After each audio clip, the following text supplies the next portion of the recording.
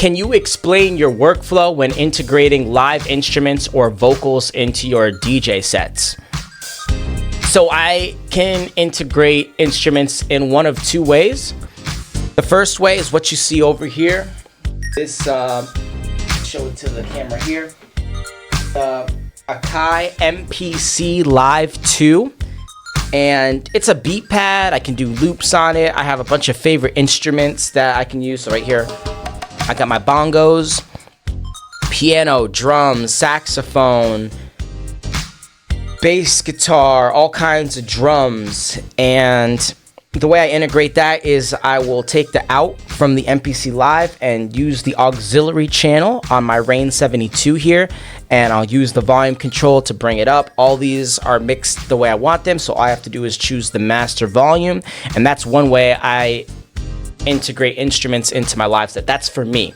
Now, if I'm working with another musician, typically it's saxophone, but it's also been bass player, drums, violinist.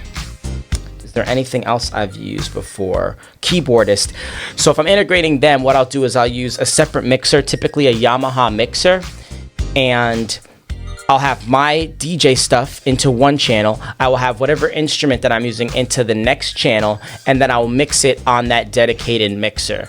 And then that way the volume and everything I can see through something rather than just running it through the mixer, because it's a little bit more involved.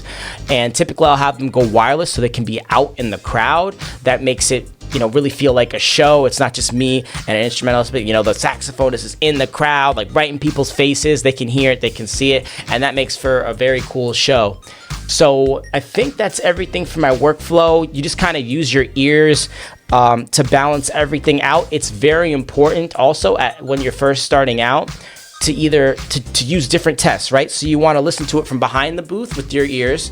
You want to listen to it in your headphones, and then you actually want to step out from behind the booth and walk into the crowd to make sure that all three sound good. It sounds good in the headphones, it sounds good from behind the speakers, and it sounds good from in front of the speakers. In front of the speakers being the most important. If you know they feel a little bit different, being in front of the speakers really helps you dial in what the crowd is hearing.